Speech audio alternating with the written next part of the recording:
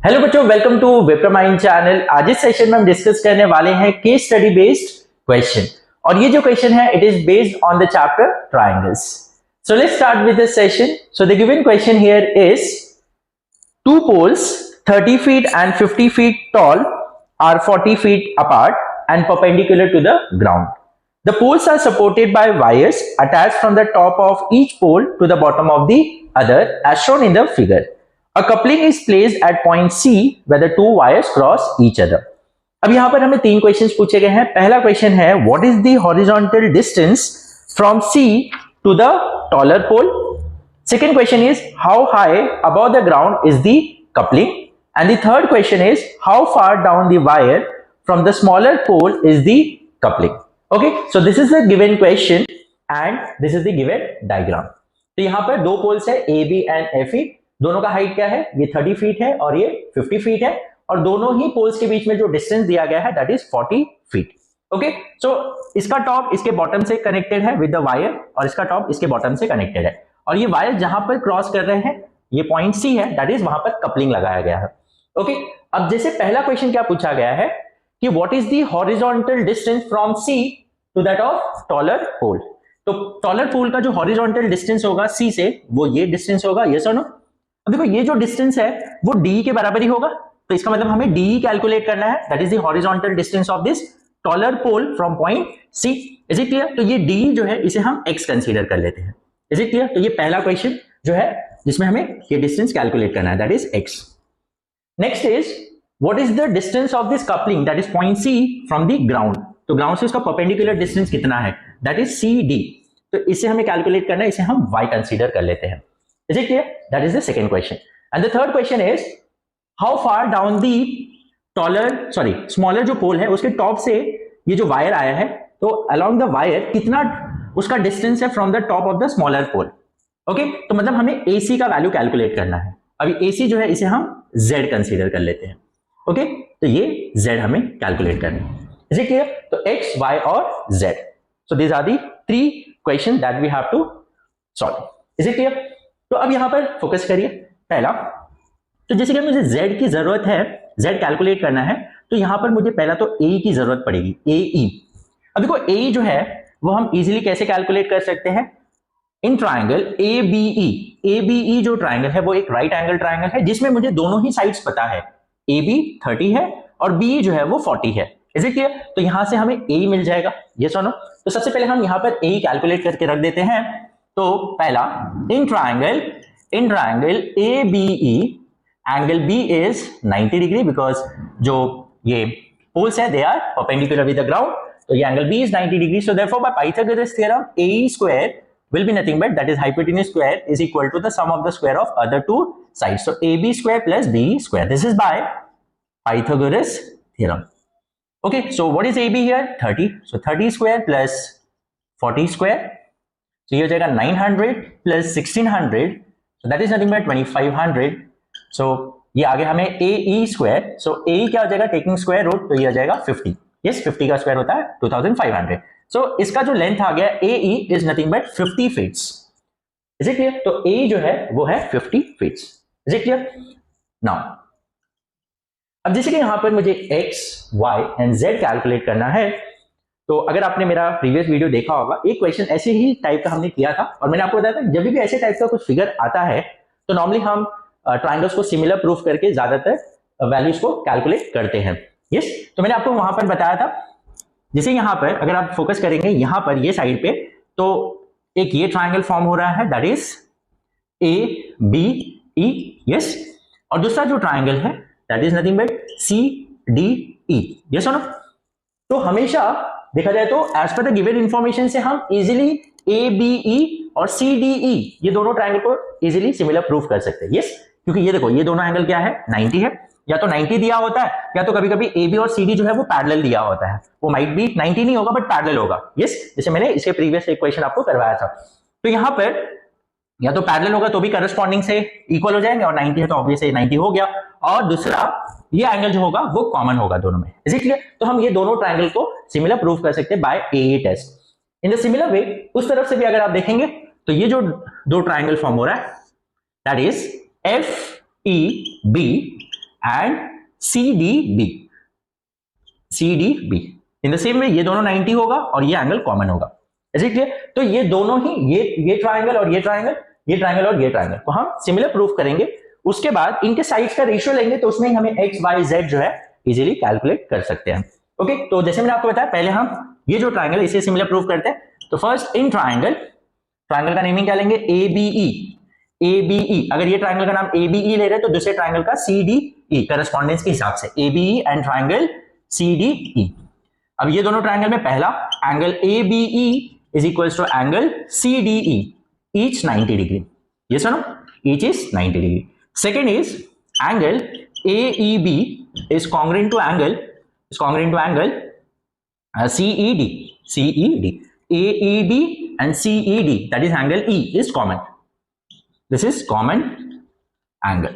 Yes or no? अब अगर दोनों ही एंगल्स इक्वल हो गए तो by A test of similarity दोनों ही ट्राइंगल जो होंगे वो सिमिलर हो जाएंगे by A test. Yes, is it clear? So therefore अब अगर दोनों ही ट्राइंगल्स सिमिलर है तो उसके सारे साइड्स क्या होंगे? प्रपोर्शन में होंगे। यस, तो that means AB corresponds to CD, BE corresponds to DE and AE corresponds to CE. This is by CSST, corresponding sides of similar triangles. Is it clear? अब देखो यहाँ पर AB, what is the length of AB? We know 30 feet. What is CD here? CD को हमने Y consider किया, this is Y. What is BE is 40. Yes, ये हो गया 40. DE को हमने X कंसीडर किया, yes, is equals to AE. What is AE? AE जो है वो 50 है, yes or no? 50 upon then next is C. अब CE क्या होगा? CE देखा जाए तो देखो ये टोटल 50 है, उसमें से ये Z है, हमने इसको Z कंसीडर किया, तो ये CE कितना हो जाएगा? 50 minus Z, yes or no? This will be nothing but 50 minus Z. तो CE is nothing but 50 minus Z. देखो यहाँ पर मैंने जो कंसीडर किया है x y z वो पॉइंट्स मैंने नहीं लिखा है, बट एग्जाम में आपको ये सब लिखना पड़ेगा, तो कुछ पॉइंट्स मैंने नहीं लिखा है वो आप लिख लीजिएगा। Like let d is equals to x, cd equals to y, ac equals to z। तो उस हिसाब से जो c होगा वो 50 माइनस z होगा, बिकॉज ये टोटल 50 है a और ये z कंसीडर किया तो ये 50 माइनस z होगा। Is it clear? अब देखो यहाँ पर हमें ये रेशियोज आ रहे हैं, तो हम क्या करते हैं, यहां पर पहले तो कोई भी दो रेशियो लेते हैं, या तो ये दो रेशियो लेते हैं या तो ये दो रेशियो। तो हम पहले ये दो रेशियो को लेके एक इक्वेशन बनाते हैं। यस, तो तीनों रेशियो को साथ में लेके जरूरत नहीं है, हमें दो ही वेरिएबल्स को लेके पहले काम करना है। तो पहले हम क्या करेंगे, ये दोनों रेशियो को लेके इक्वेशन बनाते हैं। तो 30 divide by y is equals to 40 by x। Yes, तो इसको हम बाद में यूज करेंगे, तो इधर एक काम करते हैं, इसको स्मॉल a b और इसके 1 कंसीडर करते हैं। ओके, तो अब देखो पहला तो यहां पर अब मैं किसी को भी एक को सब्जेक्ट बना लेता हूं, सपोज x को मैं सब्जेक्ट बनाता हूं। यस, तो क्या हो जाएगा, x को इधर रहने दो, या तो x मैं क्रॉस मल्टीप्लाई करता हूं, तो x को इधर लाऊंगा, x is equal to x इधर आ गया। अब ये 40 इधर है, 30 इधर आएगा एंड y जो है इधर आ जाएगा। Is it clear? x को मैंने यहां ट्रांसपोज किया, ये x इधर आ गया, 30 इधर आके डिवाइड हो गया एंड y इधर मल्टीप्लाई, तो ये 0 0 गेट कैंसिल। तो यहां पर मुझे x इक्वल्स टू क्या मिला, 4/3y। यस, ये एक इक्वेशन मिला मुझे। Is it clear? तो यहां इसे हम 2 कंसीडर कर लेते हैं। Is it clear? नाउ जैसे हमने ये दो ट्राइंगल को सिमिलर प्रूफ किया, वैसे हम ये दो ट्राइंगल को भी सिमिलर प्रूफ कर सकते हैं। यस और नो? तो ये सिमिलरली हम लिख सकते हैं, similarly we can prove that क्या प्रूव कर सकते हैं, triangle FEB is similar to triangle CDB। ये सुनो, बाय 8 टेस्ट से दोनों ट्राइंगल को हम सिमिलर प्रूव कर सकते हैं, 90-90 और ये कॉमन एंगल। ओके, तो अब अगर दोनों ट्राइंगल सिमिलर है तो अगेन यहां पर भी साइड्स का रेशियो इक्वल होगा। FE upon CD will be equals to EB upon DB is equals to FB upon CD। Yes, this is by CSST। Yes, अब देखो यहां पर FE, व्हाट इज FE कितना है, 50 upon CD, what is CD here, CD y, yes, is equals to EB that is BE is 40 upon DB। अब देखो DB कितना होगा, ये DB कितना होगा, देखो टोटल 40 है, ये 40 है, उसमें से हमने ये x कंसीडर किया, तो 40 में से x माइनस करेंगे तो DB आ जाएगा या BD, तो ये कितना आ जाएगा 40 माइनस एक्स, ये सुनो, yes, equals to F B and C B.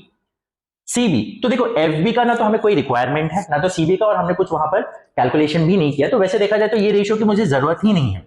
Is it clear? तो F B upon C B नहीं भी लिखेंगे चलेगा, हमें ये दो रेशियो का ही जरूरत पड़ेगा यहाँ पर।